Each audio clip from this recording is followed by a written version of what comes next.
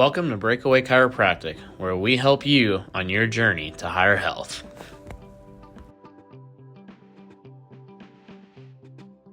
Are you tired of nagging neck pain, low back pain, and also headaches? What if I told you that posture could be the main culprit of this?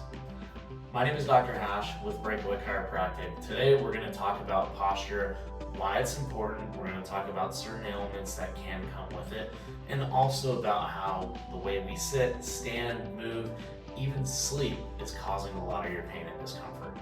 If any of this sounds like you or certain things that you're dealing with, you're going to want to watch this video. Also, if you have any questions about anything or comments, please comment below.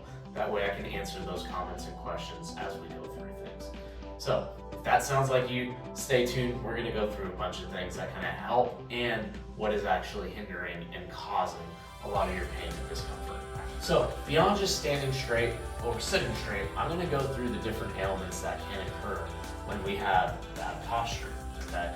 So right here, I got a spine in front of me. So I'm going to show you certain curvatures and how things move within the spine and why it's important. As you can see right here, we have our vertebrae. They get bigger as we go into the lower back. And between those, we have our discs. These guys act as shock absorbers for your spine. So every time you run, move, jump, turn, anything that you're doing, they act like cushions, kind of like shocks on your car. That way these guys don't wear down and the vertebrae don't start running up against each other. Okay? Our nerves. In our neck, they run all the way to our fingertips. In our low back, they run all the way down to our toes. These control muscle strength and your ability to touch and feel. Okay, so think of those like a water hose. If you've ever compressed a water hose in the garden, then it basically stops the water flow. Same thing with our nerves. Any compression can lead to weakness, muscle tightness, and also that numbness tingling that you're feeling. So you can probably see this picture over here. You can also see how there's nerves split out and go through the rest of your body. Okay? From the side view, we're meant to have three curves within our spine. The first one is a C-shaped curve. The next one is a reverse C-shaped curve into our mid-back. And the third one is another C-shaped curve into our lower back. These guys right here act as big shock absorbers for our body. And these curvatures are extremely important. Some common postural ailments that most people deal with that they don't even realize are doing are shoulder drowning forward, okay, so we're like this, and then also head and neck translating forward. Why this is so important is because as we go from here to rounding our shoulders and going forward, we start to put so much more pressure onto our neck muscles and also our shoulder muscles. A lot of times people talk about stress and how stress causes them to kind of get into this, and that's where a lot of their pain comes from. In reality, a few things are happening. So I'm going to use this spine right here, okay? So as our head and neck go forward, especially if we're sitting and working on a computer, a lot of the time, which a lot of people do, our spine and our curvature over time can start to go forward. We see this a lot in people, okay? A couple things happen as our spine goes forward like this. As we have a reverse C-shaped curve, we lose our big shock absorber right here. What happens is as we start to go this way, our head and neck, which sits on top of our spine right here, weighs 10 to 12 pounds naturally.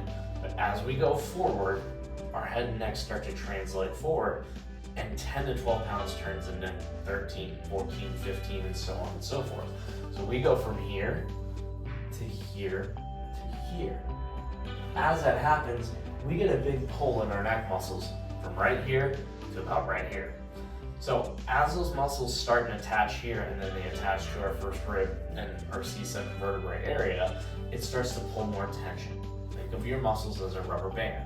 If you pull and stretch a rubber band and you overstretch it, the rubber band does not snap back the way it usually sits. It overstretches and it becomes weaker and weaker and weaker. As these muscles become weaker, now our joints and our discs start to take more of the pressure. And as those discs start to take more pressure, those discs start to wear down. It's a process known as disc degeneration or arthritic changes. Okay? Think of elderly people in your life, maybe parents or grandparents. As time goes on, they start to walk like this, and then it gets really hard for them to turn.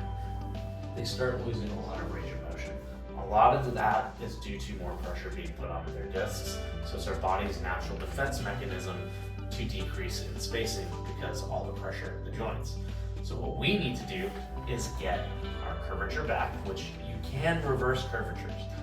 However, you cannot reverse the damage that is done to the discs. So we have to slow down that process by getting our curvature back and also getting our muscle stronger in our mid-back to hold right through here. So as we're able to do that, it helps take pressure off to get it. Okay, so now we talked about the posture. What we're gonna go through is how to fix those postures. So I'm gonna stand and face this way, all right? So a lot of times people kind of get through here and get through here. So what we need to do is we need to stand and bring our chest out and bring our shoulders down and back. It's almost like we're pinching a little ball in between our shoulder blades. So our shoulder blades are those wings back there. We almost want to have a slight squeeze back there, so we're pulling those back, okay? With our head and neck, we want to kind of bring our head and neck back.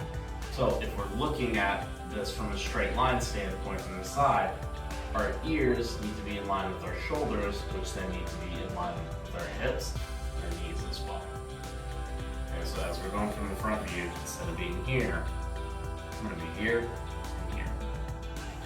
Now, once again, for the low back part of things, if we're back here like this, what we want to work on is tucking our pelvis forward so that way everything is aligned with each other. A lot of times what people tend to do when they stand is they stand with their knees locked, and then it increases that curvature in the low back.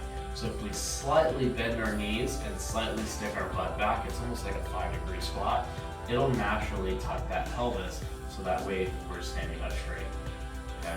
So another thing to pay attention to is the way that we stand. A lot of people when they stand, they kind of shift to one side, and then when they fatigue, they'll shift to the other side. We want to get more into a neutral posture. If we're in neutral postures most of the time, and we're staying in neutral postures 80% of the time, then it takes a lot of pressure off the spine. Most of the symptoms and the pain that you're dealing with, a lot of it goes away.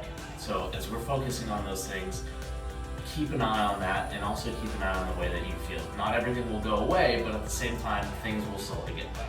And as we're able to work on those postures, a lot of the ailments that you're dealing with end up feeling a lot better.